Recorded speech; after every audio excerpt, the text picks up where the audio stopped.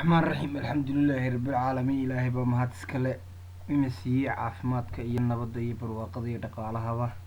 isaga ayaa mahad gaar u tahay maanta waxaan doonayaa inaan yara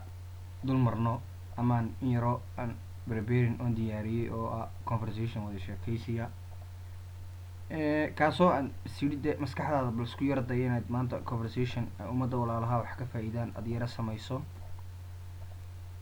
taana dee waa la isku leeyahay waayo adduunyaa la joogaa oo in la isku faa'iideeyo waa muhiim waayo walaalahay baa tihiin dhiigaygii baa tihiin waa la jecelahay waana salaamayaa ummadda Soomaaliyeed meel kastoo ay joogaan aan dhaadhaco dulada hadalka conversation wada sheekaysi first my question su'aashayda koowaad ama hore is a easy waa fudud tahay and my second question su'aashayda labaad the difficult halka baan ka tagay raaliyaha difficult waa adag tahay please adigoo raaliya do not confuse ha ku wareerin and misuse si qaldan ha u isticmaalin waa su'aalaha ayaan ka wadaa si qaldan ha u isticmaala hana ku wareerin kuwii hore waa kuwan how are you I am fine qofkii markaa ku tiraahdo iska waran how are you sidee tahay I am fine waan fiicanahay what's your name magaca my name is Ahmed hey what's your middle name magacaaga dhexe ama dhexda ama magaca macnii saddexda magaca ka dhexe it's Hassan waa Hassan what's your last name magacaaga ugu dambeeya jaamac weer xagee were you born ku dhalatay I was born waxaan ku dhashay in Hargeysa when goormaad were you born dhalatay I was born in waxaan dhashay in 1992 where xagee you grow up ad ku kortay I grow up Hargeysa Hargeysaan ku koray are you a Muslim aduma Muslim ayaa tahay yes I am a Muslim ayaan ahay are you student ama arday baa tahay yes I am a student arday baan ahay what do you study maxaa barataa I study English and else things else waxay ka timi other oo kale la macno tahay kale else things shay kale I study wax bartaa English and iyo else things shay kale okay please adigoo raaliya listen dhegeyso couple minutes 3 minute or several minutes iyaguna 3 minute meelaha a few minutes xoogaa minita or a moment iyo xoogaa ama daqiiqado hadaba all these words erayadan oo dhan it's same waa isku mid few couple minutes oo 3 minute or several minutes oo 3 minute iyo meelaha iyaduna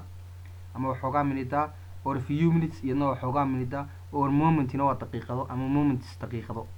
ama daqiiqad marka waa isku dhagdhow yihiin I am warning you waan kuu digaya oo markaad practice sameynayso ma ogtay I am warning you waan kuu digaya my question su'aashayda please adigoo raaliya win markaad your response ka jawaabayso my question su'aashayda please pay close attention ka taxadir adigoo raaliya if haddii you answer at jawaabtaadu a mistake ay qalad tahay macnaheedu please correct it taa iska sax if haddii I want and doonayo I want and rabo to as quickly sida ugu degdegsan as a possible ee ugu macquulsan as easier ee waliba ugu fudud to learning inaan u barto Englishka what maxaa do you recommend adigula talinaysaa mi aniga my appropriate waxaan kugula talinayaa ama arrinkaaga dhigayaa to appropriate waa talo arrin waxa inta way noqotaa guurka dalbashana waa ay noqotaa appropriate waxaan kugula talinayaa to make inaad samayso money afford dadaal badan uu kaasoo kan helping ka caawin kara anything shay kasta and I suggest waxaan kuu soo jeedinayaa ama diidna talo ama soo jeedin ama dood bay noqotaa to you adiga to avoid inaad ka fogaato which of ku kasta oo the brain keeni kara rotation meeraysi because maxaa leeyahay you are adigu student arday baa tahay qofku markaa waxa laga doonayaa markaas oo inuu qofku thank you ku raado waayo wad si fiican ayaad recommend fiican u siisay so darteed are you satisfied ma ku qanacsan tahay with the conversation wada sheekaysigan satisfied waa ku qanacsanaan ama ku mabsuudsanaan waxa markaad ku mabsuudsan tahay ama ku faraxsan tahay yes I am satisfied anna waan ku faraxsanahay ama ku qanacsanahay weel hagaag have you seen waxa way egtahay deer halkani was nothing in ka jirin to worry about waxa warwari yes dear ha qaaligaygiyo ayaad ku jawaabaysaa just hadda if you agree ma igu raacday to establish ina aasaasna ama sugno to a relationship xidhiidh you and me aniga iyo adiga qofku dee yes na odhan kara I don't like it taana ma jecli u odhan karaa sometime mararka qaar when the teacher macalinku explain markuu sharaxayo difficulty lesson cashar adag what maxaa do you appropriate ku habboon to do inaad qabato appropriate waxa weeye ku habboonaasho ama loogu talagalayna waa noqon kartaa I must waxay u waajiba to carefully inaan ka taxadiro data what is a consistent maxay ka kooban yihiin all the people dadkani is a consistent waxay ka kooban yihiin 20 students 20 arday and 3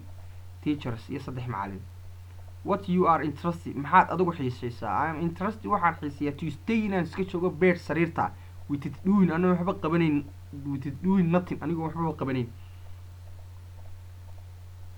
are you delight ma ku faraxsan tahay this gathering adaba means macnaheedu gathering waxa weeye meeting iyadna waa kulan yes ha I am happy waan ku faraxsanahay to meet kulankan labada meet iyo gathering waa kulan please remind xasuusi you adigu if haddii you are adigu waa tahay a girl gabadh or wife iyo xaas yes ha I am anigu a girl gabadh ayaan ahay waa jawaabtii answerkii weeye if haddii you are adigu a girl gabadh tahay what maxaa do you wear adu xidhataa tag clothes dharka kugu dhegan ama kugu nab ah it's a easy waa iska fududahay macnihii waa su-aal sarbeeba waa slangi af suuq weeyaan sarbeeb ayaa ku jirta do you have schedule ma haysataa jadwal education waxbarasho yes I have waan haystaa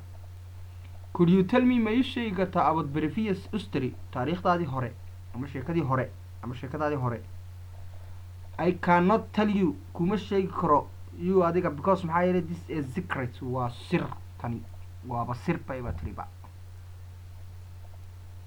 are you a bullet may waa booday do you have a special skills ma haysataa xirfad ku gaara no I haven't maba haysto are you a bullet adoo akhlaaq ma leedahay yes ha I am anigu very bullet ayad baan akhlaaq u ahay ama qof idaable ama qof sugan yes ha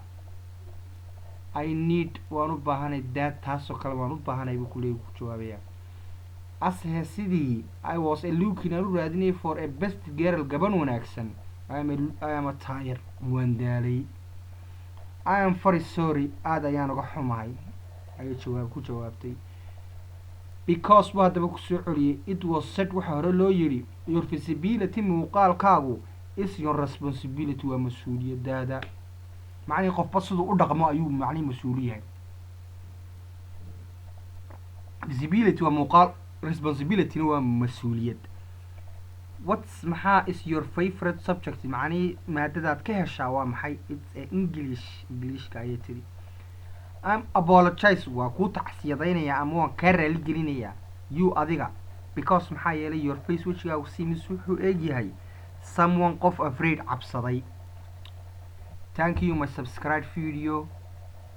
qof walo Soomaaliyeed meel kasta uu joogo caalamka waan salaamaya waxaan leeyahay walaalkay baa tahay dhiigaygii baa tahay waan ku jecelahay assalaamu calaykum waraxmatullaahi wabarakaatuh iyo aragti dambe oo xiiso leh